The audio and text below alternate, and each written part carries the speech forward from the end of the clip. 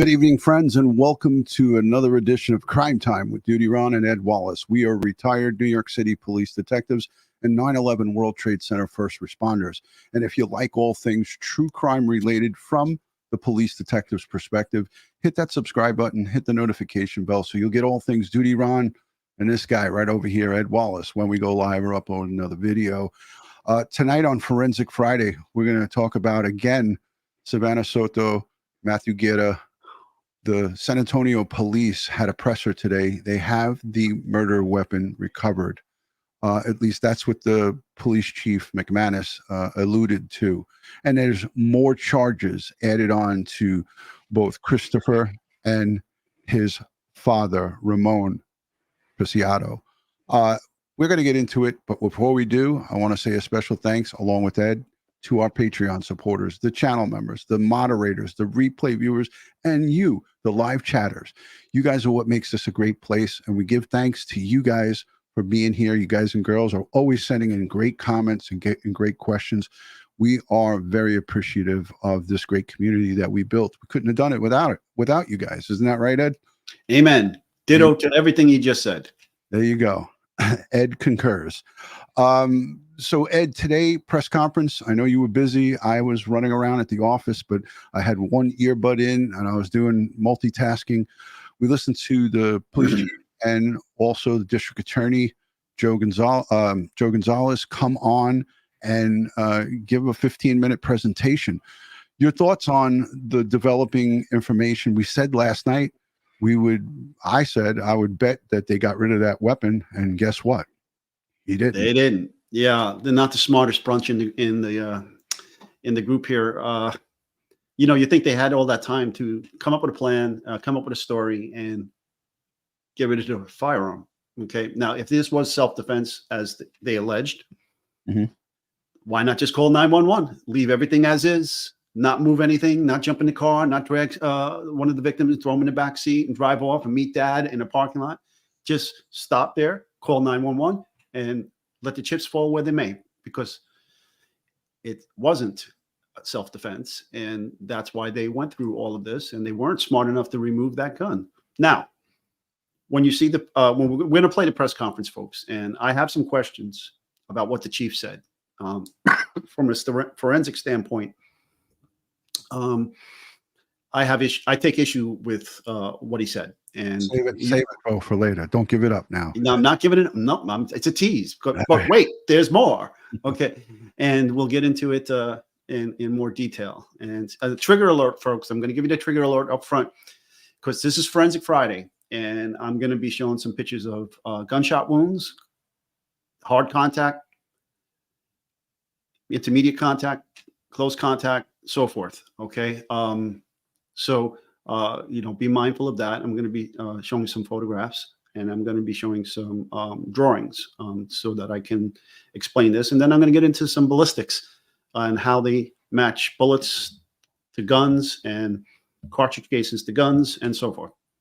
This is going to be an interesting evening, and I'm excited about that, Ed, because we all have questions. There's a lot of questions. One, spent shell casing inside that vehicle. Where's the other one? Where did these murders take place? A lot of questions are unanswered. Ed, you're putting your finger up because there's more. There is more, but it's just like, yeah, we're going to let it go. It's just like it's spatter and not splatter. Exactly. It's not a shell casing. It's a cartridge casing. So really close.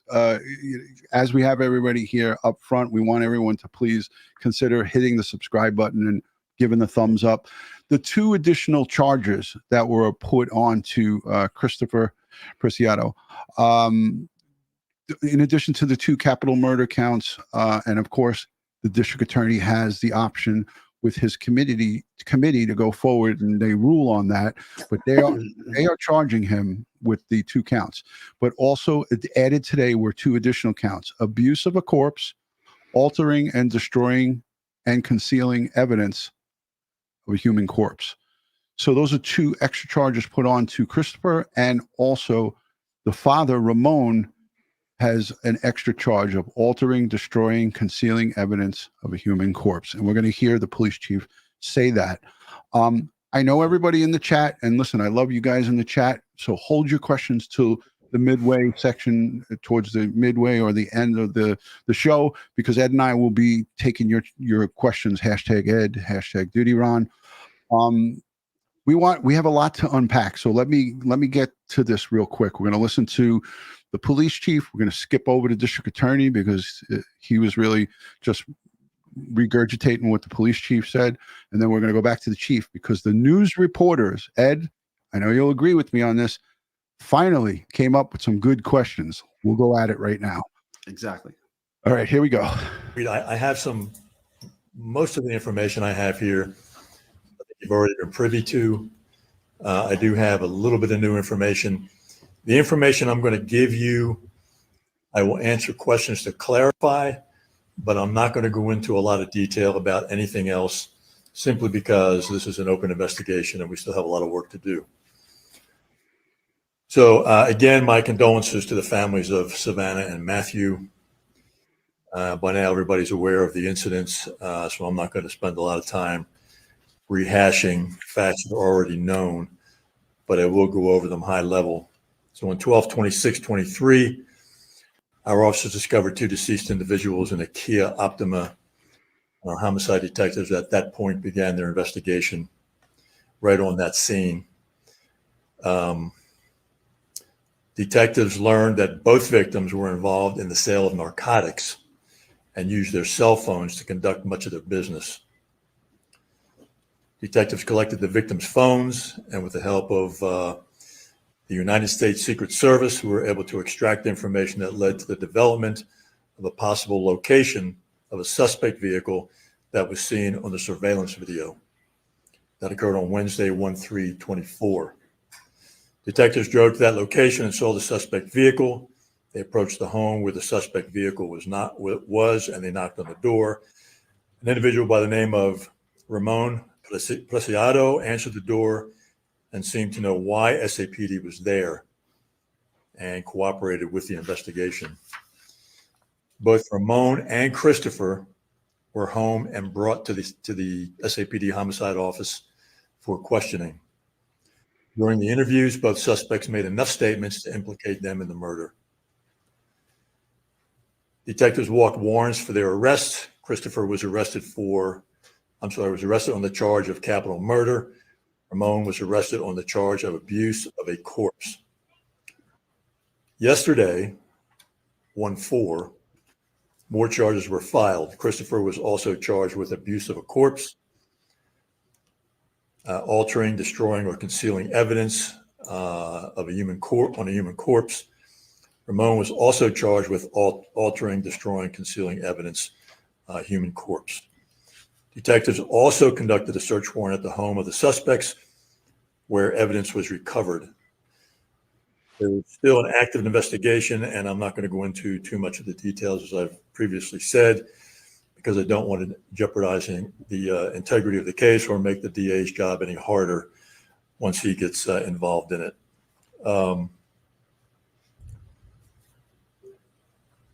The final piece of information I have for you is that the gun believed to be the murder weapon has been recently recovered from the suspect's home, and we'll share that with you.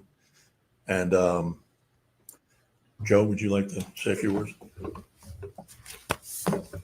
Thank you, Chief. Good morning, everyone. First, I want to thank Chief McManus for inviting me to be a part of this press conference. Before I begin, I also want to extend my condolences to the Soto and Guerra families as they. And I also thought that was a class act by Chief McManus and the district attorney to start off like that, sending condolences to the families. That's the right thing to do. You don't see it a lot, but we saw it with Rodney Harrison. They're victims. No two ways about it. They're victims. 100%. Victims all the way. Mm-hmm. Yeah, let's skip the DA here and get back to the chief. That was recovered at the suspect's home. Okay, so this is going to be a little tough for you guys to hear, so I'm going to set it up because some people in the chat might not be able to hear it. But the first reporter, go back just a little bit. Yeah, one more. Right okay. there. So the first reporter, Ed, do you want to tell them what the first reporter asks? And this is the best question that he asked, and then the follow-up question, so this way nobody misses it. Okay, we're talking about the firearms question, correct? Firearms and the towel. Yes. So yeah, there are two questions. One is about the firearm and what testing was done on the firearm, and the second question was about they're seeing video that there suggests that there was a second person in the pickup truck that handed the towel to the father, and what's going on with that. And the chief, full disclosure, answers it. And we're going to go into it right here. So let's take a peek and take a listen. 5 memberships have just been gifted out. Good luck and welcome to the memberships, folks. Make sure you subscribe, hit the thumbs up, and share the video out to be eligible. And make sure you enable gifting memberships on your YouTube channel. I see we have a lot of new people here. They're saying they're new. Welcome, and please subscribe. Yeah, and if you're new, let us know quickly while we're listening to this where you're watching from, and just let us know by saying new if you're new. Thank you. Take it to the next level and excuse me, make whatever decisions that we need to. Thank you very much. I'll take a few questions. And for the gun that was recovered at the suspect's home, have you guys done any tests, run ballistics on the gun to see if there's been any other connection to crimes? I will just say that we believe it's the gun that was used in the murder. As far as the testing and the ballistic results go, I'm not sure what they have yet. Okay, stop. So All right. So this right away jumps out at me. Okay. If he doesn't know what the results of the testing is, then, how is he so confident that he knows this is the murder weapon? I don't understand, because they seem to be contrasting statements. Am I wrong, or what do you think, folks? Because normally we wait for the testing to be concluded before we say definitively that this is the murder weapon. Now, unless, is there a chance that he knows about what this ballistics and all of this stuff, and he's just saving it and doesn't want to put it out? I mean, but he's making a press conference here. So he said he doesn't know the results of the testing. Right. But when you said that, Ed, I scratched my head and I said, any executive who's been in the business for 30 years should know the ins and outs of putting out information. If you say you have a murder weapon and a news reporter asks you, do you have the ballistics to match it up? See, well, I would have followed that question up when he says he doesn't know what the ballistics evidence is shown. I would have said, well, then how do you know it's the murder weapon? And that reporter didn't follow that question up. Now, second, for the new people, let them know what your qualifications are on you talking on this. You're not just somebody who's sitting at home on your couch that's a true crime enthusiast.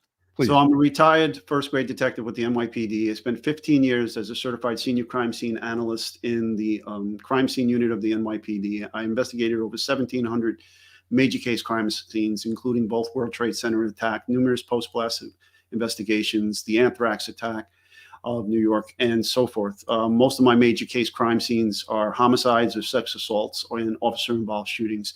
Certified in post-blast investigation, certified in fire investigations, certified in hazardous materials, weapons of mass destruction, certification in bloodstain pattern analysis, certifications in shooting reconstruction and ballistic trajectories, and several other certifications. Written 4 textbooks. You might see them on the wall behind me on forensics and various aspects of crime scene investigations. And I travel now throughout the nation training crime scene investigators and hazardous material technicians on weapons of mass destruction and evidence collection, and travel internationally for the State Department and the Defense Department conducting counterterrorism forensics. Is that all, Ed? That's all you have? Yeah, that's the short version. Yeah, and that's an impressive resume, Ed. I just wanted to set that up because there's a lot of new people here. And, as a retired New York City police detective from the crime scene unit, there's a lot more to what you did there. So thank you for setting that up. Let's go back to this. I want to just play it back again because. Well, let me just say this one more thing on this before I lose my train of thought. He may have, from the cartridge casing, they should have immediately known what caliber the ammunition was. Okay. And so if they got the gun from the search warrant in the house, okay, and it's the same caliber. Okay. So that's a piece of the puzzle, but you still can't leap to say that this cartridge case came from that gun until it was tested, nor can you leap to say the bullets that were recovered upon autopsy from the victims matches test-fired bullets from that gun, unless you know that information. It doesn't appear that he knows that information. Yeah. And that's troubling in itself, because a defense attorney, a criminal defense attorney, which are going to be assigned to both of these defendants, will look at this and say, hey, wait a minute. You know, he may have a gut feeling that it's the gun, but like you said, he doesn't know that the testing was done, or, you know, unless someone confessed and said, hey, this is the gun that I used, this is the gun. Right. Yeah. But you still have to test it and confirm it. It's amazing. Let's play this real quick and we'll get right back to you guys.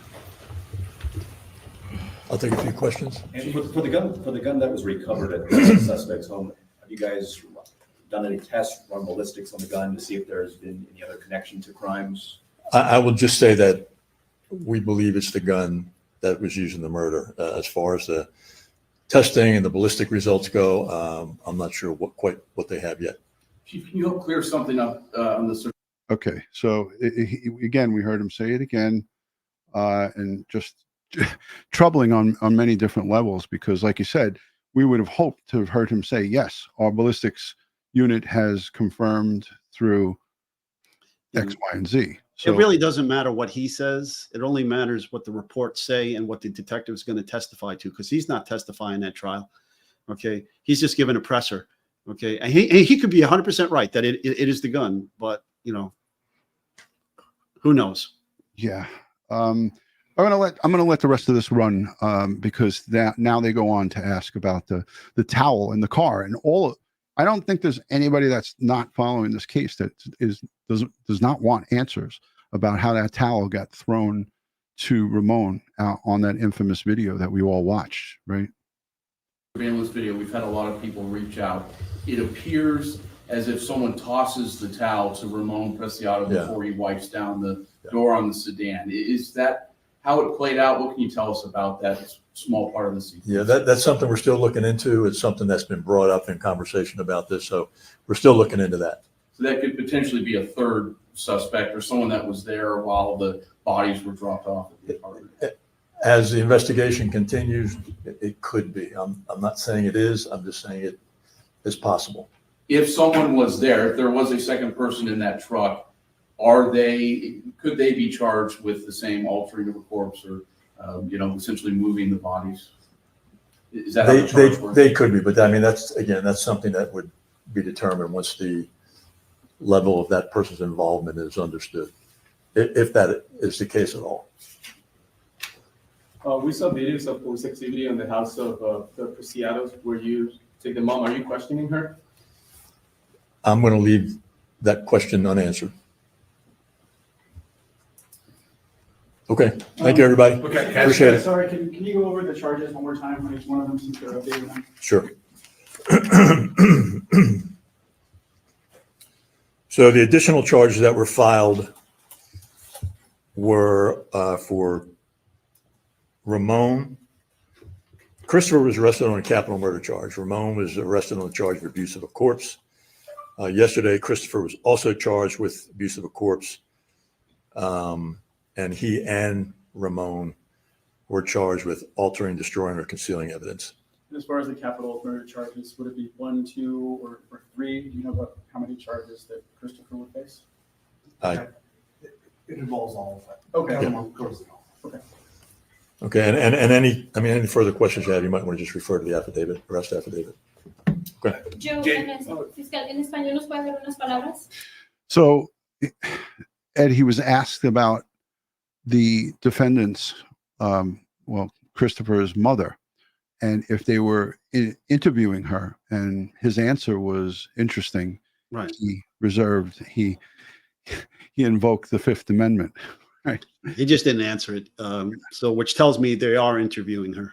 Exactly. If I was a betting man, I would say that if she had anything to do with this, like in other words, if she was inside that truck, it'll just be a matter of time before they're able to actually legally put it together and she would face, and this is in my opinion, the same charges that her husband faced. Absolutely, especially she threw that towel to him if that was her, in fact, in the car. All right, and I mean, they do have another son, right? So Christopher has an older brother, so we don't know if it was the mother or the brother that was in the car, but definitely somebody was in that car that threw that towel. Then once they throw that towel, well, I also think there should be some conspiracy charges here, conspiracy to destroy evidence associated with whoever threw the towel. Okay, and they should be charged similarly as the father is. And I think he left it open.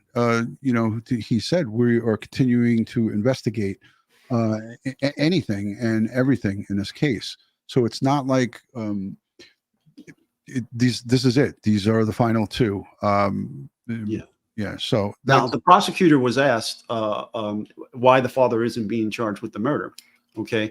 And he explained, that, he did not he had no direct connection to the commission of the murders.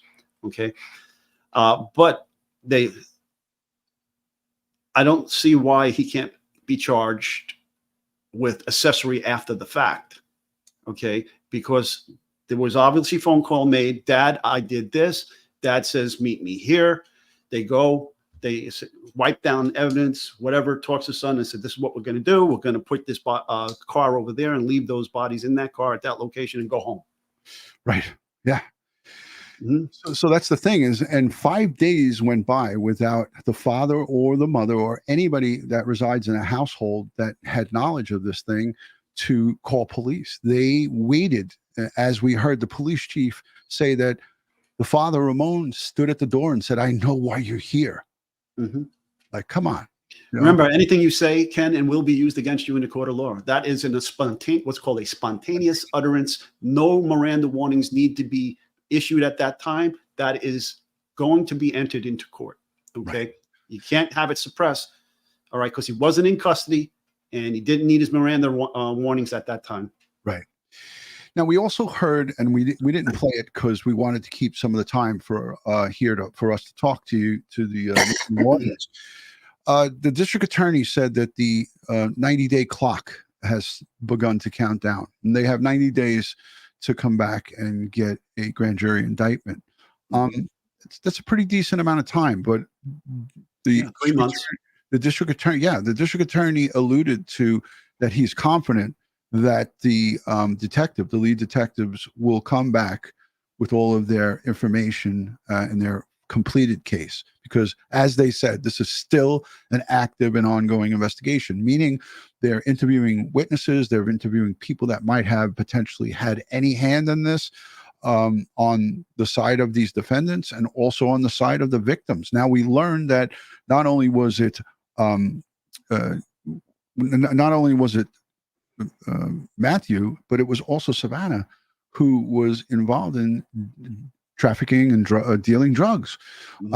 That to me is troubling because now what happens is they have to do a full workup on the entire family, meaning the parents, their aunts, the uncles, and anybody that has anything to do with them to see what's happening here. Not as it pertains to this, but just to get that whole picture together and see what was going on.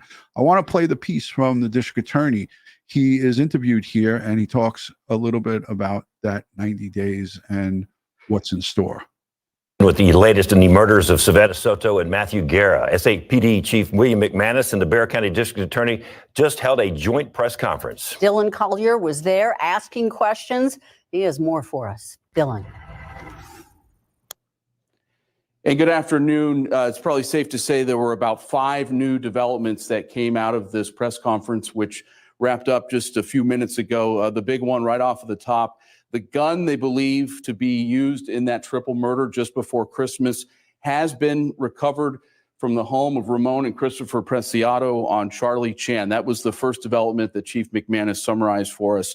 He also said that they have added charges for altering a human corpse to both the father and son. We had seen that the father had attempted to post bond on his charges, which were lesser than what the son is facing. They now have that additional charge of altering a corpse. District Attorney Joe Gonzalez also took part in this press conference. He said they do not believe that the father, Ramon, aided, assisted, or abetted in the murder of Savanah Soto or Matthew Guerra. That's an important point because that is why he has not been charged with capital murder at this point. He was not essentially part of the initial murder, and according to the district attorney's office, and as we know from the probable cause affidavit, those bodies were inside that car during this video.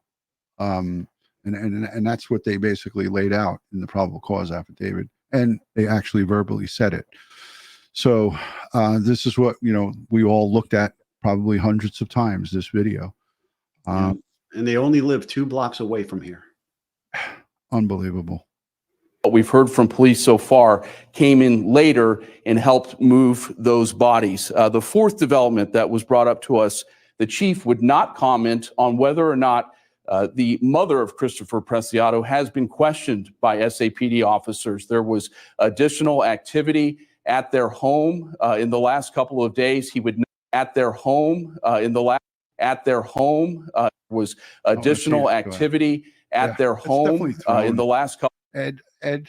Yeah, it was definitely thrown. The towel was definitely thrown from inside the vehicle. There's no doubt about it. And that would indicate either she was in that front seat right across that console, or and I mean, what wife is going to drive in the back seat unless she was trying to hide? I don't know if there was tints on the front windows. She could have been in the back seat and just leaning forward. Who knows? Or the towel was in the back seat and she was in the front passenger seat and she reached back and just threw it. Or there could have been more than one other person in that. We don't even know that it's her. It could be the son. It could be somebody else, but somebody was in there. Could be an uncle, could be this guy's brother, could be this guy's friend. He owned a company, could have been a worker. Who knows? None of us know. And that's the frustrating part about this, Ed, is that you can't arrest and indict a person that you can't identify. Well, you gotta do the investigation. You know, you gotta do the investigation. You have to, as I said, that information should have been, they should have been interrogated on that information, questioned on that information when they had the father and son in custody. Also, you know, they're getting all the cell phone records. So who else was pinging in that area? And then get the warrants for the brother, the mother, for their cell phone records to see if those phones were pinging in that area there. Also, you know, hopefully they did a warrant on the truck and looked into its infotainment system to see if the truck was pinging for both the for all the occupants that may have been in the vehicle, such as the father and whoever else was in there. You know, all that information can be gleaned from that data. Absolutely. And we know they did it with the Kia because it's written out in the probable cause affidavit. So I'm certain that this truck, you know, they tried to extract everything and anything that they could have gotten from it. They got to find that towel. They got to get that towel and then work that up at the lab.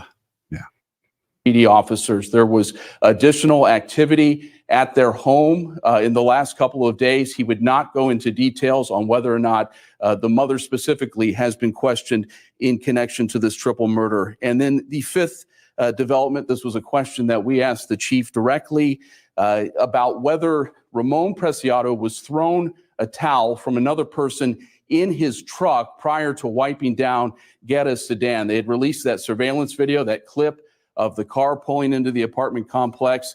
And then what we've been told is Ramon Preciado pulling up in his Silverado truck. It does appear, based on the video, which again was shot from a far distance away, that somebody, another person in that truck, tosses the father a towel prior to wiping down the car that belonged to Matthew Guerra.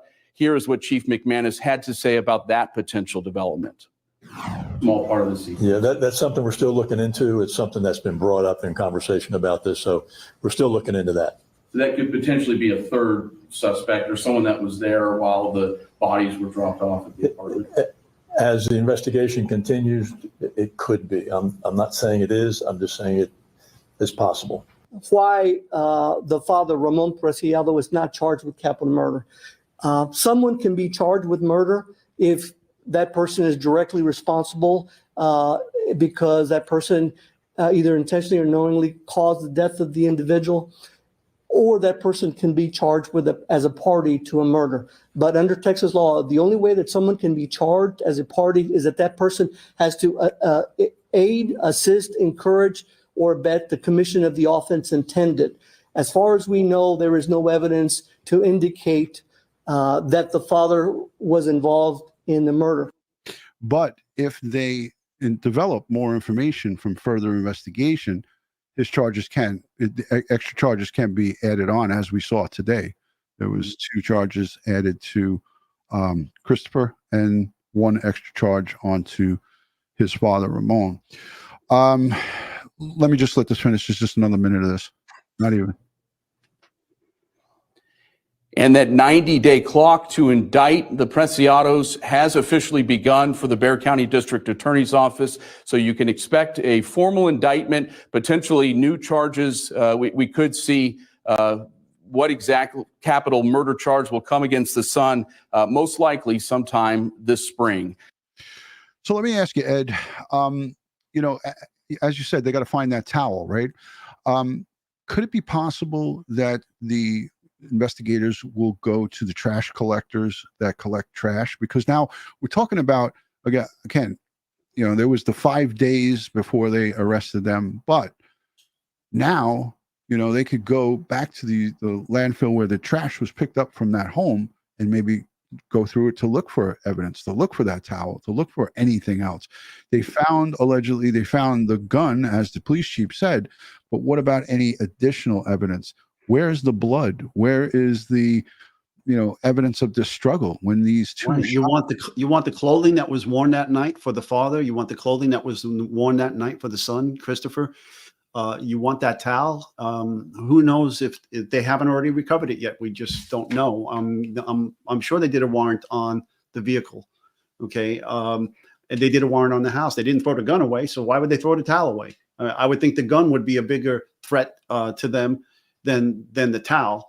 Right. If they did, yes, let's go. They threw it in the garbage. If we find that out, let's go to the landfill and search the landfill for the proverbial needle in the haystack. Okay, it has to be done. Yeah, I agree. No stone should be left unturned. And we're, you know, a lot of people are you know, upset with the district attorney because during that press conference, he didn't mention the 3rd victim, the unborn baby, Fabian. And he is undoubtedly taking heat for that because he didn't make any mention of it, nor did the police chief, McManus. I almost feel like this unborn baby who was in her womb past full term, right? She passed her due date, I think, by 2 weeks and was going to be induced on Saturday, the 23rd. You know, this case, and for me, this is what really gets me. There's no doubt that the loss of 2 young people's lives, that's horrific. But when you look at this innocent unborn child, you know, this is where we really want justice, and we want every stone. Every stone needs to get turned over and every lead needs to be followed. And people who may have knowledge or had knowledge or helped, you know, how did he get this weapon? He was on probation or probation. He was only supposed to have a weapon. And why did his parents know? Why does his father know that he had a gun? It just blows my mind. He posted it on his social media accounts. Yeah. Okay. But all right. So let's get into the guns. Since you brought it up, let's get into the forensics, folks. Now, right from the get-go, they found 1 cartridge case inside of the vehicle. So from the cartridge case head stamp, which I'll show you in a minute, you're going to get the caliber and the manufacturer of that ammunition. Okay. In addition, now they have the firearm. So if you, the firearm has to be processed for DNA, fingerprints, and ballistics. In addition, you want to look down after you make the gun safe. You want to look at all of the sides of the firearm and the inside of the barrel for blood stains. Of course, with the contact and close contact wounds, blood will project backwards from the entrance wound and sometimes goes right down the barrel and lands on the gun, lands on the front of the shooter's hands, depending on how you hold your gun, left-handed or right-handed. And so you want to search that gun very carefully, and you want to search that barrel looking for blood that might be in there. So the cartridge case, you drop the magazine, and now you look at the ammo that may be still left in the magazine. We're talking about a semi-automatic weapon. If it's a revolver, I doubt I doubt it's a revolver if we have a discharge cartridge case. Okay, so that typically indicates semi-automatic firearm. Now, you're gonna take the magazine and document what type of ammunition in there. Now, if that ammunition is of the same caliber and manufacturer as what was found in the car, great. That's circumstantial strong evidence that there could be a linkage here, but you haven't made the linkage yet. Okay, the linkage is going to be made in the lab using microscopic analysis. So what they'll do now is they'll take that gun back to the lab and look for all those things that I said: hairs and fibers, blood, fingerprints, DNA. And then they're going to do operability testing on that firearm. They're going to take the gun to a firearm water tank and discharge a few rounds into the tank, gathering up the cartridge cases, gathering up the bullets from the water tank, and then they're going to photograph them, put them underneath the microscope, photograph them, and start doing comparisons with the cartridge case recovered from the car and the bullets recovered upon autopsy. And they'll look, excuse me, and they'll look at that under the mic, make the comparisons, and I'm going to show you what all of that looks like right now. So I'm going to share my screen, Ron, unless you have something to say. Yeah. No. And I have some stuff to back up what you're talking about here from Law and Crime after this. Joseph Scott Morgan actually did a little demonstration. I didn't listen to it, fair disclosure, full disclosure, but I'm going to let you share your screen. And then after you're done with this presentation, I'm going to listen to what he had to say. And again, you're an expert at this. I'm not quite sure he is, but I'm sure that he knows about what you're talking about. So go ahead, Ed, take over. Okay. So Forensic Friday with Ed Wallace. Okay. Let me first bring up my photographs here to see what I'm looking at.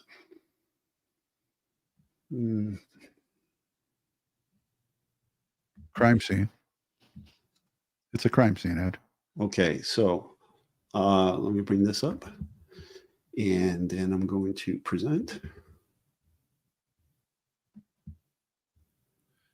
Ed Wallace is working the computer right now. Look at him.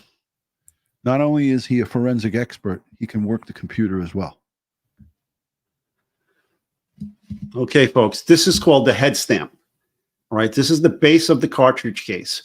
And on the base there, it's in black and white, but if it was in color, you would see the color of the actual casing. Is it brass? Is it a brass colored casing? Is it a white metal casing? And then the primer is the center dot. That is an explosive, primary explosive that when hit by the firing pin causes a detonation of the small explosive that's in the primer, which then ignites the powder that is inside of the cartridge casing. And that powder's gases then push the bullet out of the cartridge case, and the bullet will fly down the barrel, and the barrel contains what's called lands and grooves. And there are specific numbers of lands and grooves, and there are specific ways they twist. Some twist to the right, some twist to the left. And then the bullet's trajectory will be caused by that twisting, and the bullet will exit. Following the bullet, there'll be gunpowder, smoke, and fire, and so forth, and soot, gunshot residue. So this here says it's a federal, manufactured by Federal, and that the caliber is .45 automatic. Okay, let me see if I go this way, if something. Okay, so that's what a full cartridge looks like. Now, if you can follow my, let me see if I can make this larger. Did that make it any larger? Yeah, that makes it full screen, but it doesn't make the actual round bigger. All right, let's see if I can make this larger. Yeah, there you go. Look at you, Ed. Okay, so down here is going to be a tool mark on this edge, and that is going to be the extractor mark. Typically on the right side by the ejection port, there's a little hook that hooks into this area. And when the hammer hits the primer and sends the bullet down the barrel, the gases will push the slide back, because it pushes this whole head stamp that I showed you previously, this whole head stamp. And does this go same thing for a revolver as opposed to a semi-auto showing? No, you have to manually eject cartridges from a revolver after they've been spent. Right. But this whole head stamp is going to impact the back of the breech because of the gases pushing it back. This is how the mechanism of this firearm works. All right, and it's going to leave lines, parallel lines called breech marks on the primer and on the head stamp, and I'll show you that in a minute. Okay. And also let the folks in the audience know why this is so important as it pertains to the murders of Matthew Guerra and Savanah Soto. Because these tool marks are going to be examined under a microscope, and they're going to be used to definitively match the cartridge cases back to the murder weapon, or say that in fact that these cartridge cases, the cartridge case found in the car, does not come back to this gun. So it's either going to say this is the science that the crime scene investigators and the ballistic experts in the lab, as you say, make the positive identification of the recovered weapon that the chief spoke about today. And that's how they match it up and bring it into the court of law and say, this firearm definitively was used to murder these both victims. And here's why. Right. And it's called ballistic tool mark examinations. So there's going to be a tool mark left here, all right, from the extractor. Now, on the other side is what's called the ejector. It's a little pin that rubs along the side of this cartridge case and pushes it out of the ejector port when it opens as the slide is coming back. And then I told you the other tool mark. Plus, when this projectile, the bullet, goes down the barrel, the lands and grooves will now embed themselves into this bullet. And I'll show you that. Let's see what we got next here. So that's the lands and grooves on the side of a bullet. Can you make that bigger? Yep, sure can. Thank okay. You. Thank you. you. And these will get measured under the microscope, so you'll know the width of everything. And there are lines and striations that are unique to the particular firearm barrel that it came down. And they'll do a comparison microscopic analysis to match these up. And I'll show you that in a minute. But these are the lands and grooves, and you can see which way it's twisting, left and right, by which way the directions go. Some of these will go up on the right-hand side, go up, and some will go down on the right-hand side. So that tells the tool mark examiner what the direction of the cartridge is. All right, let me back out of here and bring up some more here. All right. So let's see. Let me bring up this. And again, I want to remind the folks in the chat, none of us have information of what led up to this violent crime. We don't know if there was a argument and words were exchanged, or what words were exchanged, or what happened. It's all speculative at this point. So just understand that there could be a lot more, and there will be a lot more that we'll hear about that led up to this. I'm not so certain it was just how it's being put out in that probable cause affidavit. And again, that's just a slither of the information. Ed, what are we looking at here? So what you're looking at is a view of different calibers, sizes, and the barrels. And you can see that inside of the barrels, you have different number of lands and grooves and different directions in which they twist. Okay. And then you're looking at representations of what a projectile that had passed through this barrel would look like after they came out of these particular barrels. And so they're going to put those lands and grooves on the side of the bullet that will match up to that particular barrel. Let's see what else I have here. Okay, we did that. Beginning. Did that. All right. Let me get play the law and crime, and we'll come back. No. Let me just keep going here. All right. I was just thinking of giving your voice a rest for the coughing. Oh, that's fine. Okay. I'm here for you, brother. You are. All right. So let me bring this up.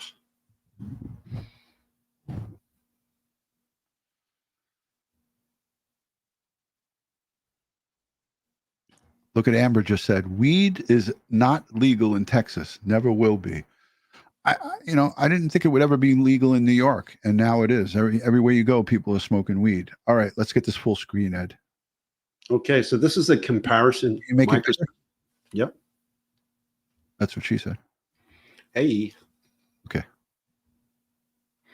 So this is a comparison microscope, and what you see there is the firearms tool mark examiner is placing the head stamp onto the mic stand, there's a little putty there that he's going to push the cartridge case into the putty to hold it. And then you can see the light and the camera come down on it, the microscope lens, and they'll get an image of the head stamp, and they're going to be looking for the breach marks. Let's see what else I have here.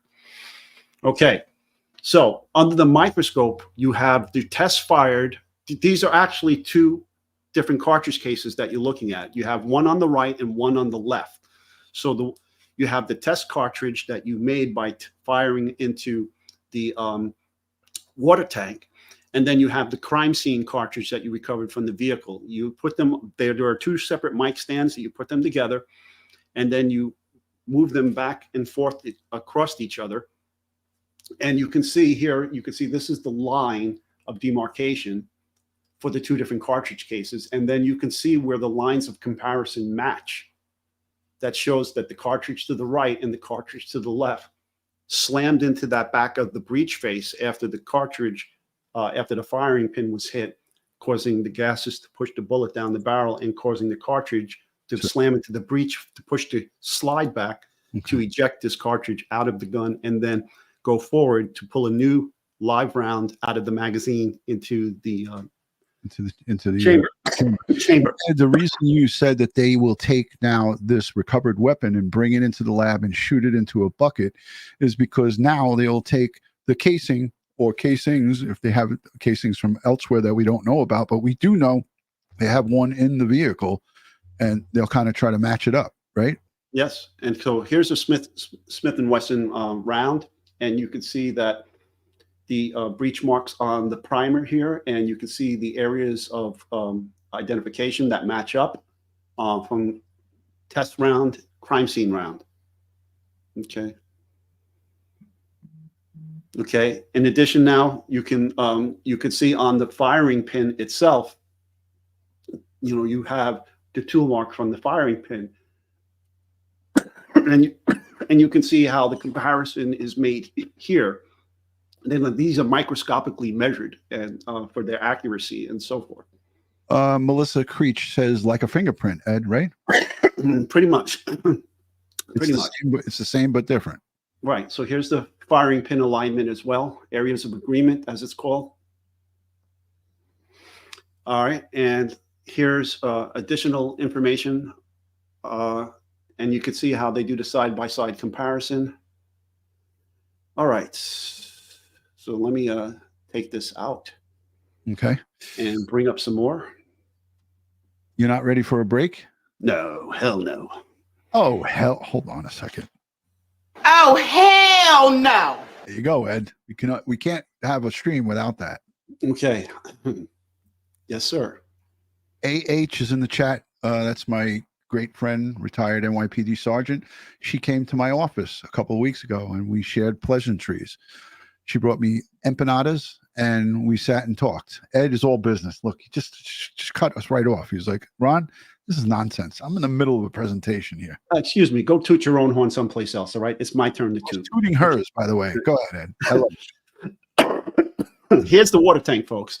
So the tester of the firearm goes with that. Bigger, please. That's what she said. I don't need those blue pills. Okay, here we go. Oh.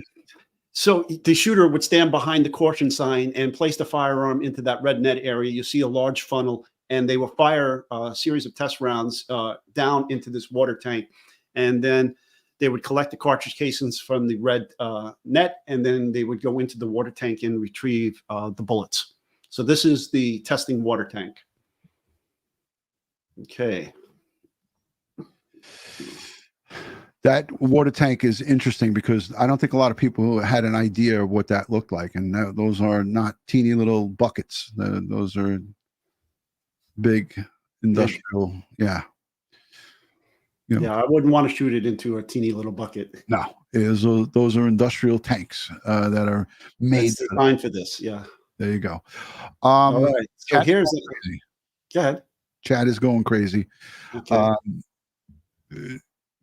Here's an actual. Wait, hold on. This is a good one. Thank you, Nick, for that.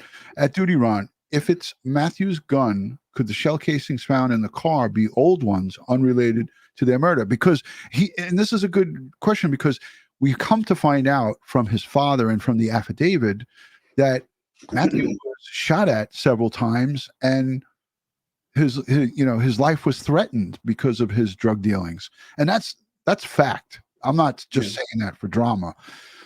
Well, So that's why I said that you'd have to work the gun up for DNA. And okay, if Matthew's DNA is not on that firearm, not on that magazine, but yes, Christopher's is all over it, and maybe Christopher's father's all over it. Right. Game over. Exactly. Exactly. All right, Ed, you got the floor. Okay, so now this is a photograph of a discharged projectile, the bullet, and you can see the lands and grooves, how they embed themselves onto the side of the bullet. And first counting up the number of the lands and grooves and knowing the caliber, then you get that class characteristic evidence. You go into your reference library, and you say, okay, this is a 45 cal.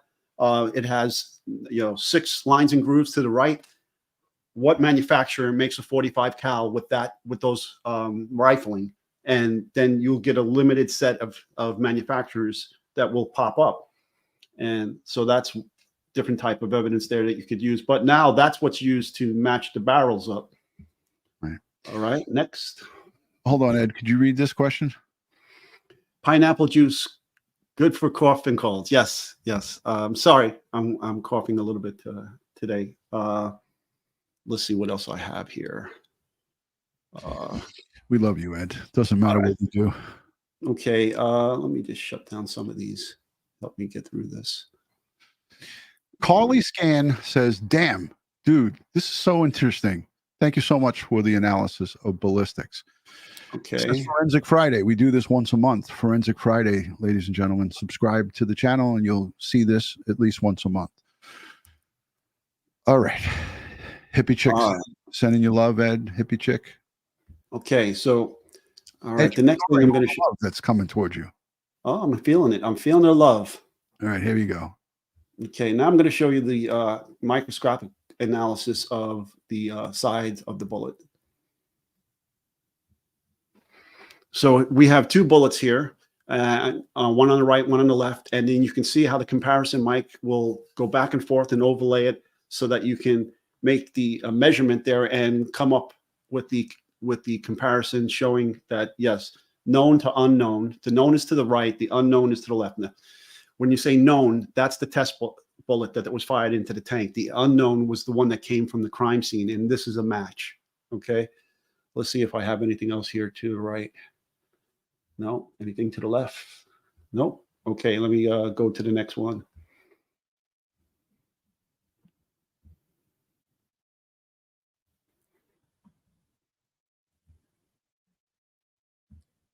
Edward. Yes, sir. Here's a question for you. Shoot it. It says, La Pintura Bella says, how exactly can you tell a right twist from a left twist? The ballistics tool mark examiner will look at it, and if when I showed you previously in the barrels, you'll see that when you're going down the barrel, you'll see twisting going to the left on the inside, and then sometimes you look down and it's either going clockwise or counterclockwise. So if you want to use that analogy. And a lot of guns, I remember from when I was on patrol and also, working with the squad, we would get these guns recovered at crime scenes that were used in homicides, and we would find out this gun was used in a homicide in North Carolina. This gun was used at a homicide in Texas.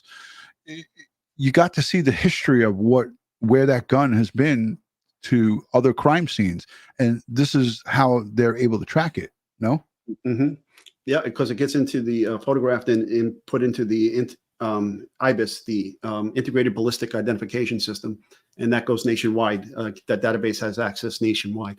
All right, so now I'm going to show you back spatter and forward spatters associated with bullet wound entrance and exit. Okay, so now that's called a perforating bullet wound.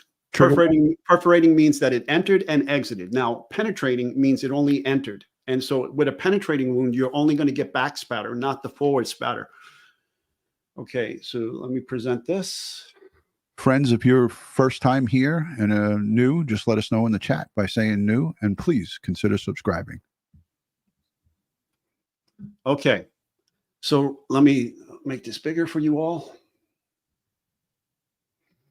Okay, now everybody see this powder here? This is gunshot residue, and this is gunshot residue. This is telling me immediately that this was not a semi-automatic weapon, but a revolver. This flash of gunpowder is coming out of the sides of the cylinder where the cylinder meets the barrel. And this is the end of the barrel. So if I measure from here to here, I now know the length of the barrel of this revolver. This spatter in this pattern right here, that's the back spatter coming from the entrance back towards the shooter. So the gun, you can see all these specks of blood here. So the gun, the shooter's hands, the shooter's arms, and some of the shooting's clothing may contain this back spatter, okay?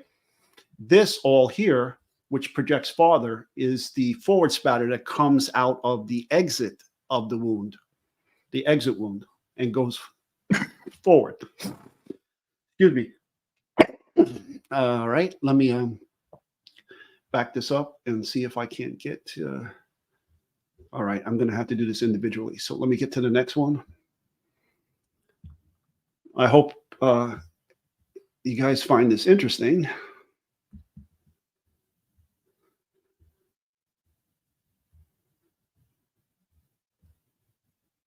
Okay, the next one is a semi-automatic back spatter and forward spatter. Okay, so here's your entrance points right here. This is the forward spatter. You see that it goes out further and it's much finer. And then this one is much wider and comes back towards the shooter. Okay. So this is the back spatter. This is the forward spatter right here. Okay. And I said they had entrance wounds in the back of their head. One was a contact. I'll show you what that looks like in a second. I'm back, Ed. Okay, so. And again, we have a couple of videos where Ed actually demonstrated this. If you look at our playlists, there's a ton of Forensic Fridays where you can look up and see these type of demonstrations.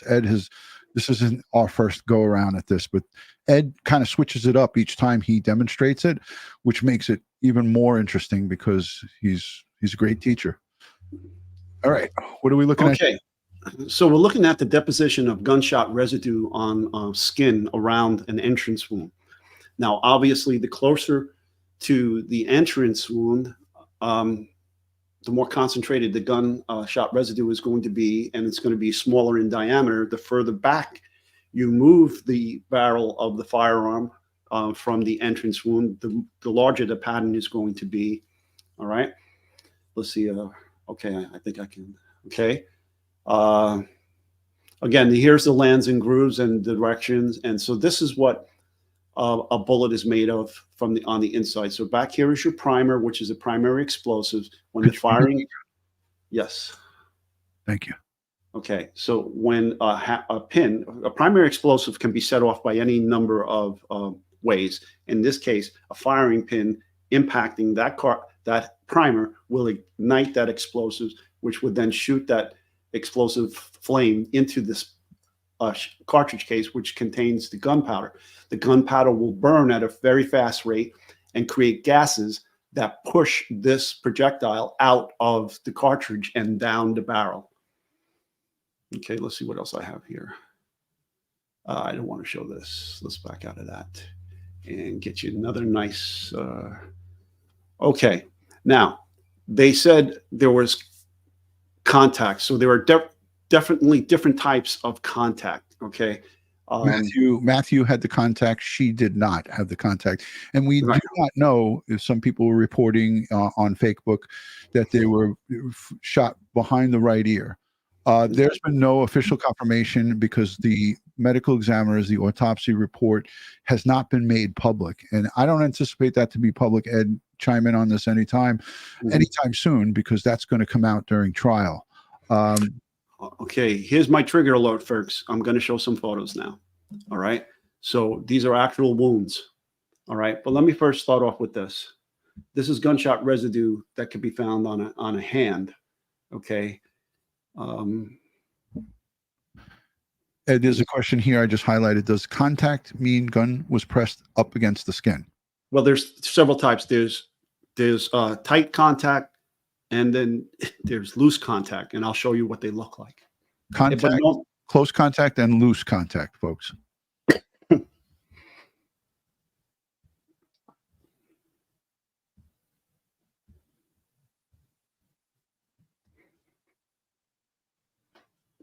So that's what gunshot residue looks like on a hand that can be seen with the naked eye.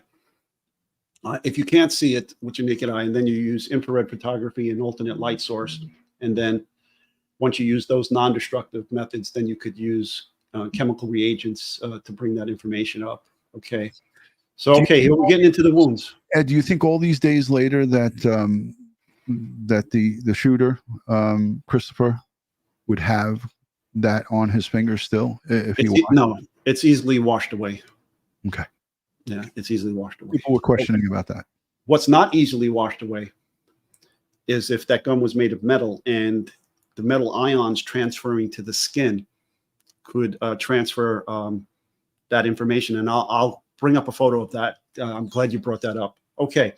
So now when you have tight contact to the skin, all right, that muzzle of that firearm is pressed right into the skull. Okay. You're going to get this starring effect entrance wound. And it's caused by the gases coming out of the barrel, getting trapped between the bony skull and the skin, and the gas is pushing back towards the gun. And it's going to look something like this. All right. Now the first one I'm going to show you is that effect before, without a shaved head. Okay. Now, trigger alert. All right. Trigger alert. It's coming now.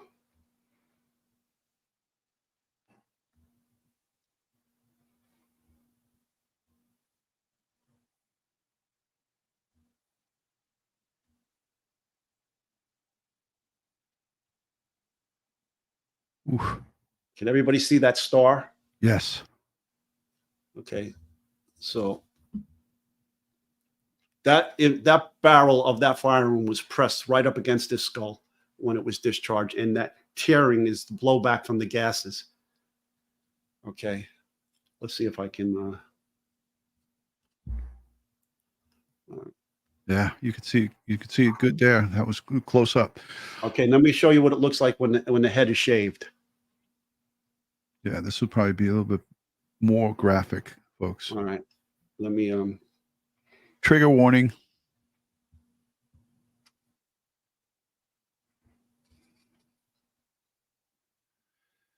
So Sharon had a good question. I want to try to go back and grab it. Ed, while you're doing that, I'll just read it to you if I can find it. Damn it. Okay, so that is a tight contact transfer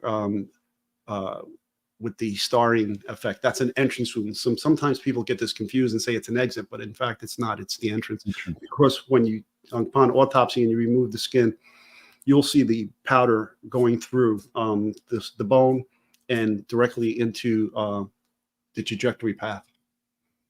Yeah. Wow. Looks like almost like a cross and a star too. Sharon Reynolds says, DutyRon, please, could you ask Ed that a revolver gun does not project shell casings? We know it stays in the cylinder. Cylinder, yes, it stays in the cylinder. I already said that. Right. You have to manually eject it yourself. Right.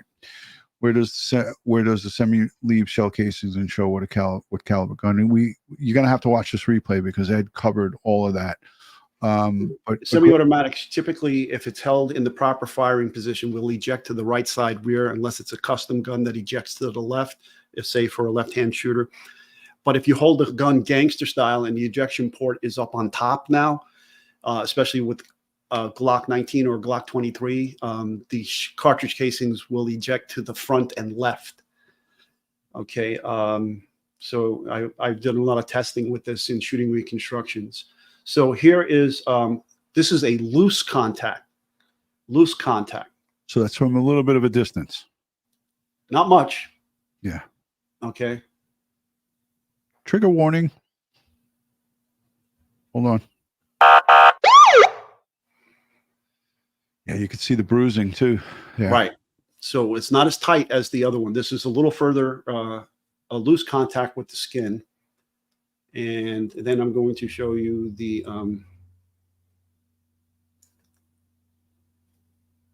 another. This one has a little more distance away from the skin. My brother bought this for me when he was a sergeant, AH. And I have the lieutenant's one too when he got promoted.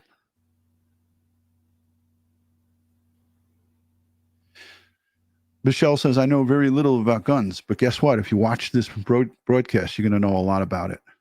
Whoa. Okay. So very loose contact. Okay. And that's an entrance wound. All right, folks.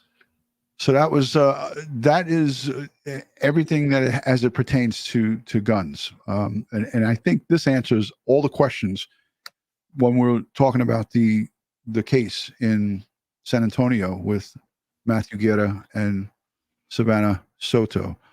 I want to play this piece from Law and Crime and give Ed's voice a break, and he's going to get to this question right now. So, Jill, yes, gunshot residue can be found on decaying body skin. Again, using alternate light source techniques, infrared techniques, and chemical reagents, we can bring that up. And I know why she asked that, Ed. She asked it because they were in the car for some days and decomposition came into play. Absolutely. So, Jill, definitely know where you're going with that question, and you got your answer. So let me play this. We'll give Ed's voice a little break. And this is Joseph Scott Morgan. He does a little demonstration with the gun. Let's hear. I didn't listen to this, so this is going to be my first time hearing it.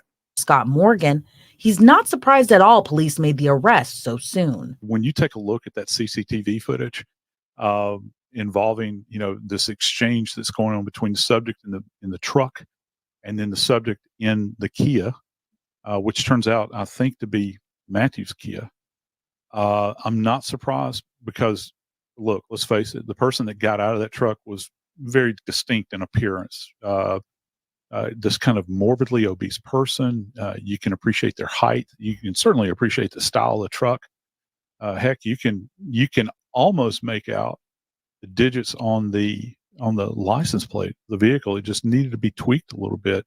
So yeah, the fact that they were able to get this tie back is not surprising to me in the least. I'm glad that they are off the streets. Morgan, who has investigated numerous crime scenes, says it's possible investigators already know where Savanah and Matthew were killed. And as police still continue their investigation, Morgan says it's Matthew's vehicle that could be rich with key forensic evidence. And that becomes kind of a secondary scene at this point.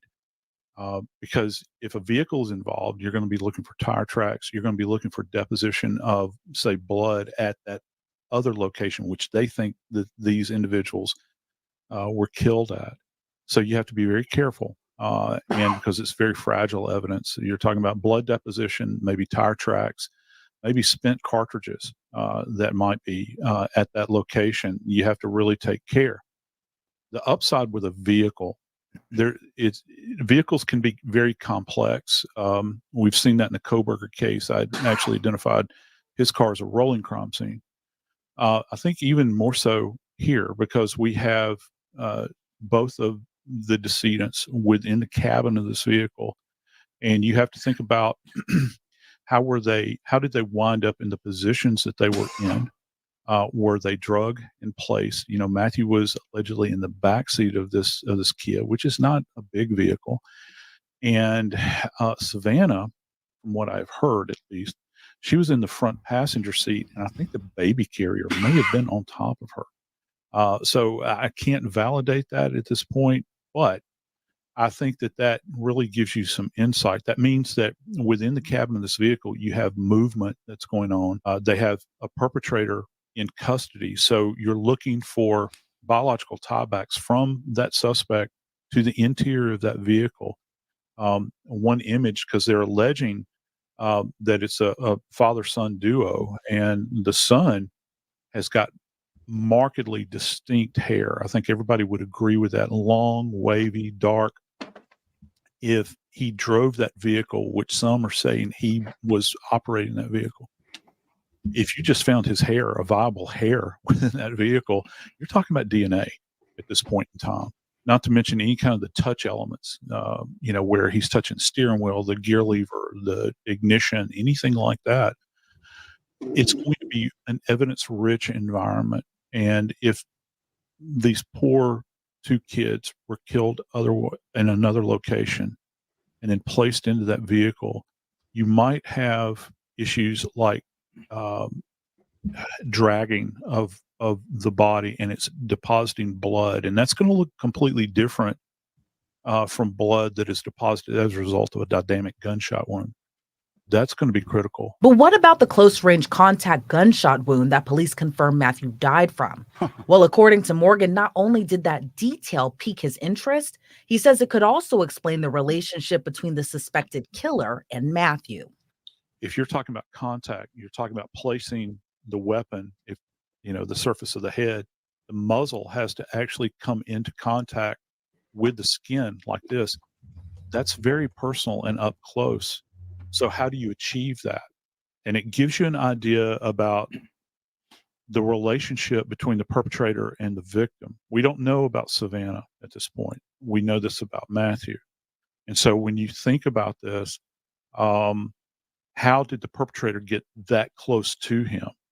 And because most people are going to fight, if somebody places a weapon to their head, they're going to retract from it, try to get away. But apparently he stayed in place long enough so that the weapon could make contact with the skin. And that's very distinctive. You can pick up on that at autopsy. That's going to be a very big tell here in this case. So there you have it. Ed, I see you doing a little bit of something, a little bit of Yeah, I want to show you these guys the ferro trace. I told you about the metal ions that are transferring. Okay. And so I'm grabbing some photos. Okay. So give me a second here. While you get it, as soon as you get it, you let me know. Also, guys, if you're not yet subscribed, consider subscribing to Crime Time with DutyRon and Ed. By the way, that was me coughing. I drank some water and it went down the wrong way, so I was coughing. That was not Ed. That was me. I take full blame for it. We now know that Savanah Soto was communicating with Christopher on this drug transaction through either a social media or direct messages back and forth, text messages. The probable cause affidavit kind of spells that out, and investigators have said that she was the primary source of contact with her phone to him. Does that mean that this is standard operating procedure from them? We don't know. And all of the things that I see that are being discussed in the chat about the unborn child and all of the details, no one knows those details. Nobody has that information. So anybody that's talking about that is just purely speculating. And I feel that we should err on the side of caution, because these three have not been laid to rest. And I'm talking about the unborn child, the unborn boy, Fabian. They have not been laid to rest yet. So I think that we should err on the side of caution when we use this kind of communication and contact. We should think about the surviving family, the grandparents, the aunts, the uncles, and everybody. Ed just gave me the thumbs up. So let's just be careful with what we do here, at least on Crime Time with DutyRon. People who are part of this community and that really want to be a part of this community, let's be better. Don't follow the leader. Don't pile on when people are doing this stuff. These people haven't even buried their loved ones or laid them to rest. So let's think about that, folks. Ed, what do you got, killer? All right, I'm going to show people the ferro trace. Now, when a suspect holds a metallic object like a firearm, a hand grenade, a pipe, or something like that, metal ions are going to transfer to your skin.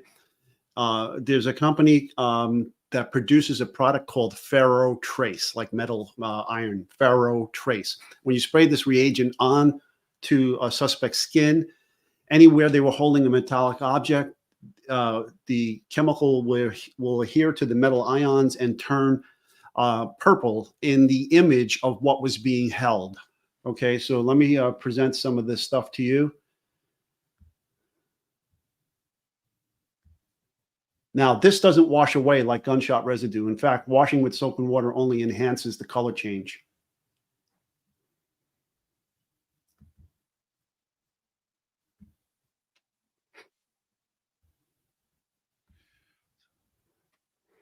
So if you look at this, the suspect was holding this threaded metal rod and used it as a blunt force trauma instrument. And after we get to the suspect, you spray. Well, first of all, you don't do this. You don't do this until after you developed the image that you see in the background.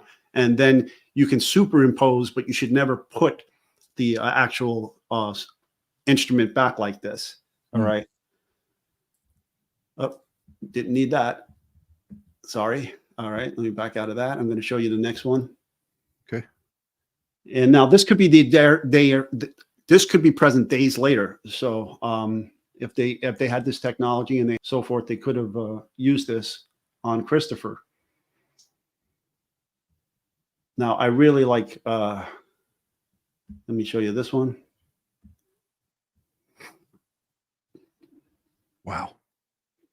So you can see up here, this fellow was holding a pineapple hand grenade. And then after spraying this on the hand, you can see the image of the pineapple hand grenade in their hand. Now, this person was holding a what appears to be like a 1911. And you can see that after that was removed and it's sprayed, you can see the images of the 1911. Now, what this gives us is possession, folks. This gives us that this individual held these weapons, okay? So in addition, we're going to process this stuff for DNA, that weapon and so forth, the hand grenade, the unexploded hand grenade. How long does those impressions last on one's hands, or how long could it potentially last? It could last weeks. I accidentally did an experiment on myself, and I couldn't wash that purple away for 30 days. Weeks? Now Yeah. you're saying a month. Wow. It took 30 days for all the skin that had the metal ion transfers that reacted with the chemical to disappear before I didn't have any more purple on my hands. Let me show you the last one. I really like this last one. I think you'll get a big kick out of this. So they could be using this technology on Christopher as he's in custody at this point. Yeah, definitely. I like this one because of this one image right down here in the bottom. Could you make it bigger? Oh, good. Good. Okay, let me slide this up. He had it in the side of his pants. Look at that, folks. Look at that image of the side of the pants. You know, that's where he's holding the gun without a holster inside of his pants. Now, you can't say you didn't have a gun. It's not a tattoo. Tattooed. It is like tattooed on the right side of his hip. It's not a tattoo. It's metal ions that transferred to the skin, and then the chemical reagent reacted with it, turned it purple. And now we have the whole image. We have the image of that gun right there. Can you zoom in more on that image alone at the bottom? That is unbelievable. Oh, shit. Okay. You said shiitake mushrooms? Shiitake mushrooms. Holy shiitake mushrooms. Look. That's amazing. You saw it here, folks, first. Okay. Wow. Princess Mitch says crazy. How many folks in the chat thought that is even possible? Look, and here's the hands. Ed, there's more. I'm sorry. Let me go back. Okay. So here's these pliers right here. Okay. Here's the back strap of that firearm in that hand right there. Okay. And you can see around the fingers here, the front of the strap. You can see right there. Or, I'm sorry, right here is actually this. This right here is this. Okay. Hand grenade. Boom. All right. It's so like these are all these. Magic. It's magic spray. This is all the forensic tools that are available to us and have been proven to work. This is made by a company called Mistrail. Oh, by the way, I would like to give special thanks out to a good friend and colleague of mine, James Janello. He's a premier firearms tool mark examiner. When I had to go over to Abu Dhabi to do a shooting reconstruction of one of the royal family members' vehicles, armored vehicles that got shot up by Al Qaeda. I dragged Jimmy along with me to help examine the ballistic evidence that we recovered. Kudos to him. He gave me those images of the microscope stuff and so forth. Excellent. Thank you. Somebody said, what if it's a Glock? You know, I have a Glock. There you go. If it's a Glock, it's a plastic polymer. So you're not going to get those metal transfer on your hands, on your shooting hand, but on the hand that used to wrap the slide, which is you're going to get that. Okay. Yeah. Now, somebody said in the chat as well, too, because I want to go back and go to the chat in a few minutes, and then we'll wrap it up. Somebody in the chat said, you know, the Matthew, it was said in the probable cause affidavit that he had the drag marks on the back, on his back. It didn't specify where or what. Now, we know the youth nowadays wear those baggy pants. Nobody's wearing tight pants. So if he was being dragged, is it reasonable to believe that perhaps those pants could have been dragged down a little bit as they are struggling to get him into that back of that vehicle? Absolutely. Absolutely. Yeah. Okay. I'd like to see the pants. I'd like to see the damage to the pants to see if we can match the damage to the pants and or the skin. If there is any damage to the skin, any abrasions from being dragged across a rough pavement or sidewalk or whatever the case may be. How about if he was in the dirt? He fell in the grass in front of. Right. You want to examine those. Can they match up the dirt from the pants to the?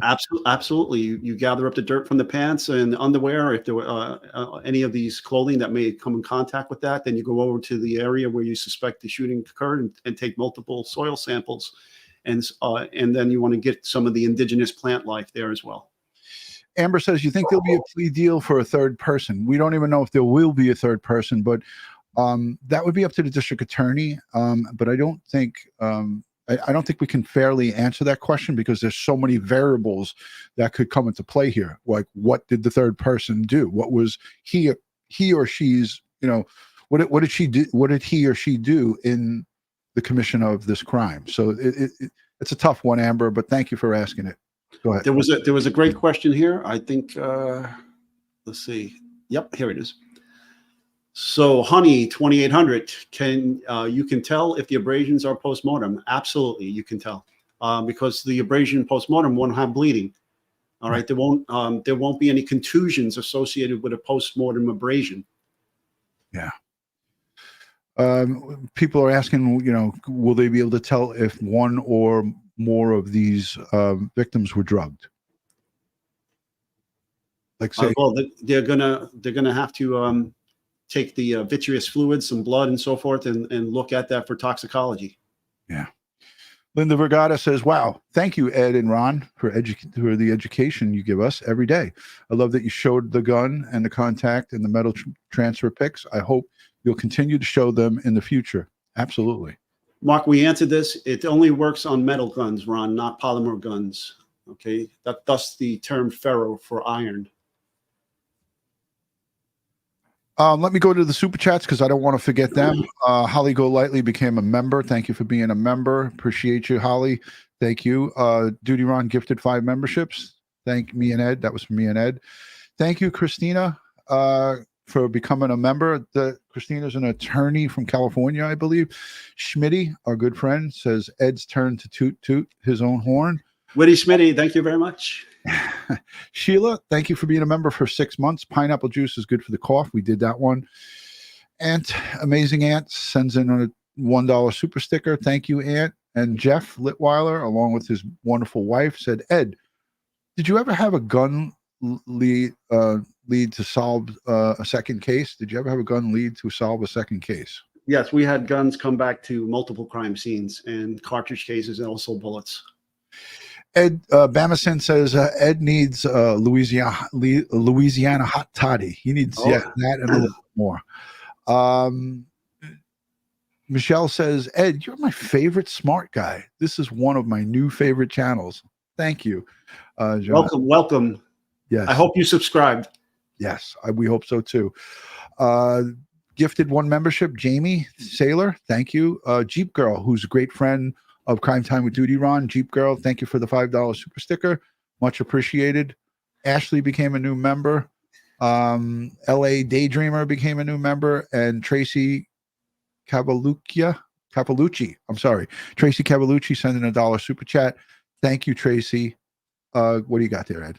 Well, Jean asks, is it harder to detect pharoah impression on, I believe she said African-American skin? And it's just like tattoos. So yeah, it's going to be a little bit more subdued, but it's there. Absolutely. Katina, thank you for everything you do. And thank you for those Joshua emojis. You know, Josh is always near and dear to our hearts, our producer who passed away on 11/11/2023. His mom sent me, you know, this may come as a surprise to you guys. Josh and I were very close. His mom sent me some of his ashes. So I have a piece of Josh down here in the studio, and she also made angel's wings with his name. I have one for you, Ed, and some of his mass cards from his funeral. Lisa, what does she got? This is my channel, Lisa. Does Ed have his own channel? Yes, it's right here. Channel.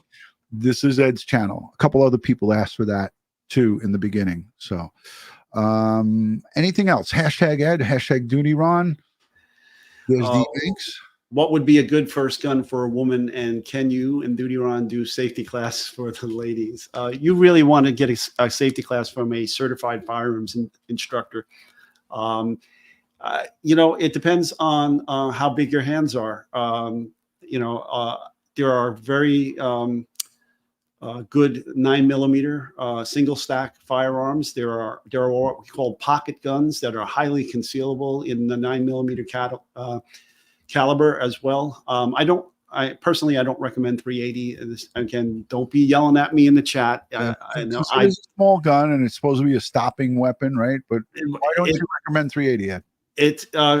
It has less powder in the cartridge case than a 9mm. It's the same caliber and diameter bullet, but I've seen 380s get stopped by a leather belt. Okay? Wow. All right. So knows, don't get a 380. KNS just sent us 5 cups of coffee, Ed. Thank you, KNS, for the 5 cups of coffee on the Buy Me a Coffee app. Mama Davis says, hey, I own a 380, Ed. I know. I just said, don't be yelling at me. It's an individual's preference. But like I said, when you do enough crime scene investigations and you see 380s not working, okay, yeah, I tend to stay away from that. Let's go to the chat if anybody has any questions that maybe we didn't cover as it pertains to this case. We covered the towel. We covered the possible third perpetrator being placed into custody. It sounds like from what the chief said that they are keeping all avenues open and that this is still an active investigation. I saw a good one. Deborah Lyon says hashtag at DutyRon and Mr. Ed. If the 30 days is for metal residue to go away or the purple dye, is it that the metal residue goes away or that purple dye? I think it's the residue, right? Well, it's both, actually. I mean, well, in my case, it was the dye on them. It was the dye, right? I couldn't once I sprayed the dye on, I could not wash it off or get rid of it for 30 days. But those metal ions are going to transfer through various layers of the skin. Okay, so that's why it took so long for it to go away.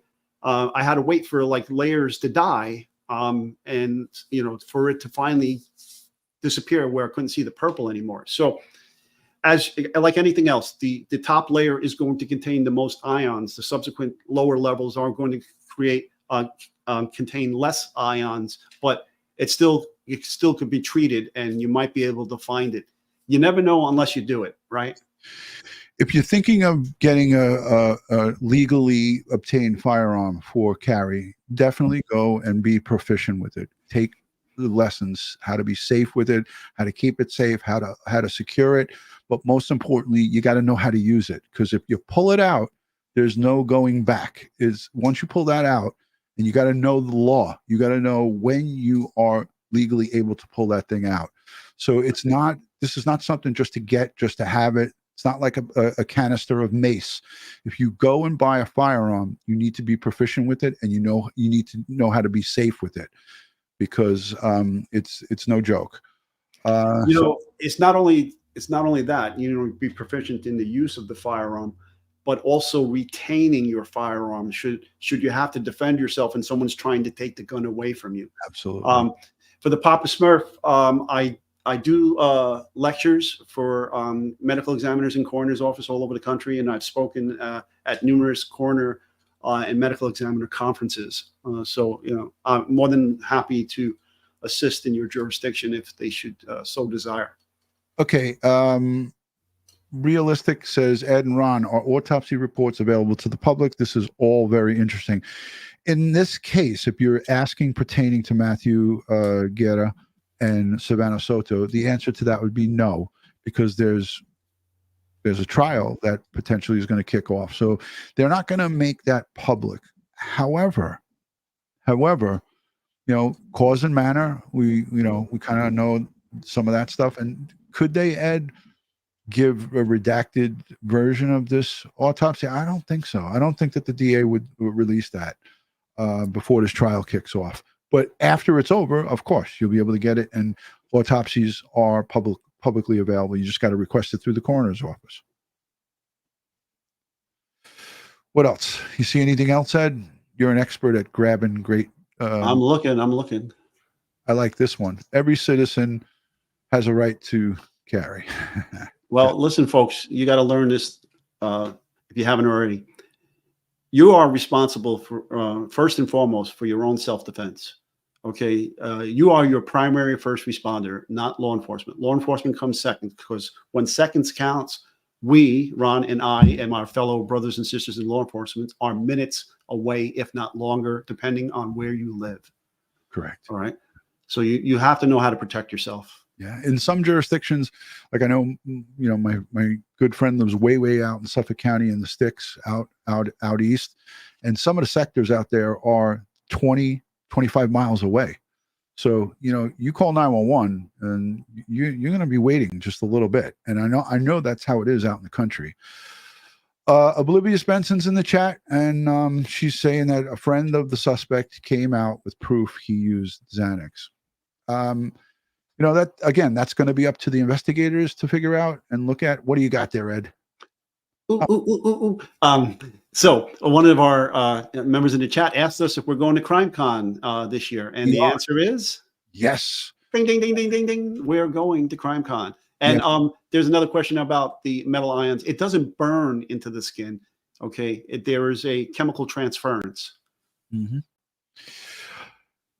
If you're new, let us know by saying new in the chat. And if you're not yet subscribed, consider again subscribing to this community where you'll learn all things as it relates to crime scene and evidence preservation. And Ed has a very, very long Rolodex list. He has so many professions. Ed, you could tell him how many people. We had a forensic dentist from where? Australia. No, forensic dentist was from New Jersey. Right. Okay, the entomologist, the bug doctor, was from Australia. Correct. Dr. Murray Marks was the anthropologist from the Body Farm. He was my instructor at the Body Farm in UT, University of Tennessee. Go Vols. And then, you know, I have forensic experts in handwriting analysis from California, and she moved to the East Coast now, but she was formerly from San Francisco. We had her on the show as well.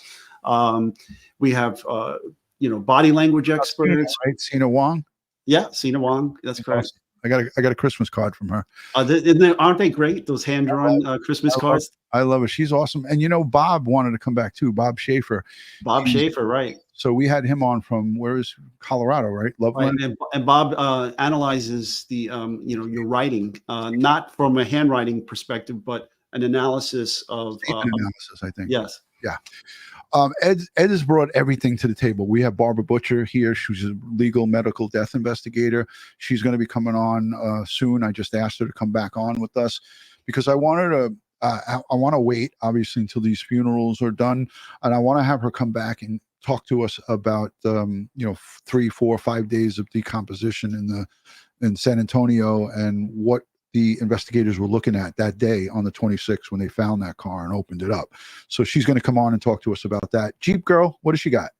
She has a body farm just down the street from her, and I'm just going to wish her that she does not enter the body farm anytime soon. No, please. We don't need you entering the body farm. Yeah, they're all over the place. They have them in Pennsylvania, I believe, down down in Tennessee, and I think Texas has one too, right, Ed? Yeah, and CrimeCon folks that are asking, it's in Nashville, Tennessee this year. Yes, yes. So Ed and I want to thank everybody for hanging out here with us for an hour and 35. I know if you missed some of what we went over, the replay is there. We love Ed, right? We love our replay viewers. And while you're watching the replay, give the video a thumbs up, share it out onto social media platforms. Ed and I appreciate everything that you guys do here on Crime Time. The moderators are second to none, and our channel members and all of the new members, you guys are awesome. We appreciate you so much, so much. Wait. Schmitty, are you kidding me here? Horseshack from Welcome Back, Carter? Like up your nose with a rubber hose? Are you kidding me? Schmitty's drinking. Hold on. Pardon my French, but you're an asshole. Pardon my. Okay. I wouldn't have gone that far, but okay. But I met her in person, so I could do that. She's laughing right now. I know that. Horseshack? If Schmitty wasn't my friend, I wouldn't have done that. So don't call it. Ooh, Mr. Carter, Mr. Carter. All right, guys, we're going to continue to cover the story. I appreciate, again, we like to put a little humor towards the end of the show so we can have some fun. It shows that we're human and we're not machines. Ed and I spent so many years in law enforcement. We're now continuing to, spread the word and spread the message and let you guys learn about what goes on. And these true crime fans, true crime people, they sometimes don't have really a clue of some of the things that you just talked about tonight. So I think this is really a great place to get educated on how and why it takes so long for some of these investigations, because people get frustrated, right, Ed? They're like, why aren't they figuring this out? This stuff takes time, right? Yes, it does. Slow and steady wins the race, folks. No reason to rush these things and miss something. Yeah, absolutely. And there's our good friend Liz. Fantastic education this evening. I'm so glad that you guys received value from it. Lisa G says, DutyRon, this was so much better than my med school class today. Well, kudos. You got your white lab coat, Lisa? Do you have your white lab coat? Put it on and call in. No, I'm only kidding. Dogs with Jobs. Hello, good to see you. Thank you for being here. Awesome show tonight, Ed and Ron. Darlene Wolf, former EMT paramedic, here in the chat. I think she's down in Florida now, but she used to be in Long Island. What is Darlene? What does EMT stand for? Let's see what she says. Let's see. Come on, Darlene, we're waiting. Gina L says people think it's like a TV show and it can be solved in a week. Yeah, exactly. Listen, even detectives, I wouldn't believe some of the things the detectives would tell me. Oh, I saw that the other day on Law and Order that they did this, that, and and I said, I saw that same episode, and that detective solved the case in 45 minutes with commercials. Can you do that? Exactly. Faith, good to see you. Sheila, thank you for being here. Schmitty. Okay, well, somebody answered for her and said it was. Oh, nope. Geez, Louise. Right there it is. Right there. Okay, emergency medical team. No. Technician. Yeah. Okay. Ron says it's emergency medical technician, and I say it's evidence mangling technician. Thank you very much. Don't worry, folks. I'm here all week. You're so mean, Ed. You are so mean. Stacy Michael says, thank you, DutyRon and Ed. Excellent show. So glad that you receive value from it. Pixie Megan says, I love this for my first time here. Thanks so much, gentlemen. We appreciate you. It's all about live and interactive. Live streaming is about interacting with your audience, and we try to do that while we're doing the presentation and while we're delivering the content. We try not to get sidetracked. That's why, if you notice, we don't go to the comments during the live quite, like this, because we don't want to have someone tune in and say, well, what is this? Why am I clicking on this? And they're just talking to people. So the reason we do it towards the end is, we want to just get out the content and the information that we want to get out. And then we'll go to the chat. What did you see? Oh, right. Yeah. Hold on a second. Listen, I love you, EMS people. I'm sorry. I do love you, but you always leave me a lot of forensic clues that you were at my crime scene before me with your EMS paraphernalia. And I don't know, it's like a neon, hold on, John. It's like a neon sign around bullet holes. What? You put Spicoli up? It's like a neon sign around a bullet hole that says to an EMT, cut here first. Renee, you destroy my ballistic evidence. Why don't you put your thumb up your butt? Woo! Okay. Right. This concludes our comedy part of the end of the show. Appreciate everybody being here. And again, enjoy your weekend coming up, and wherever you are, I hope you guys stay safe out there and keep your head on a swivel. But more importantly, I want to send strength, prayers, and positive vibes to the family of Matthew Guerra and Savanah Soto, and the extended family, and the unborn child, Fabian. We send prayers, strength, and positive vibes to that family and the whole entire community, the law enforcement, the district attorney squad, and all who are now taxed with bringing justice for these families. Ed, I know you always have something to say to the end to these folks. So yeah, I want to just ditto everything you just said. Right, the victims come first, and to our fellow law enforcement in the SAPD, great job. You got 90 days to get this into that grand jury and out. Keep up the good work. Let's get it all done. Let's get it nice and wrapped up with a bow for the district attorney, and let's just have justice served here. So, folks, I always say at the end of the show, please stay safe, stay prepared, and watch your six. Amen to that, brother. And thank you all for being here. You guys are awesome. We can't thank you guys enough. We'll see you on the next one. Peace and love from Crime Time with DutyRon and Ed Wallace. We'll see you on the next show.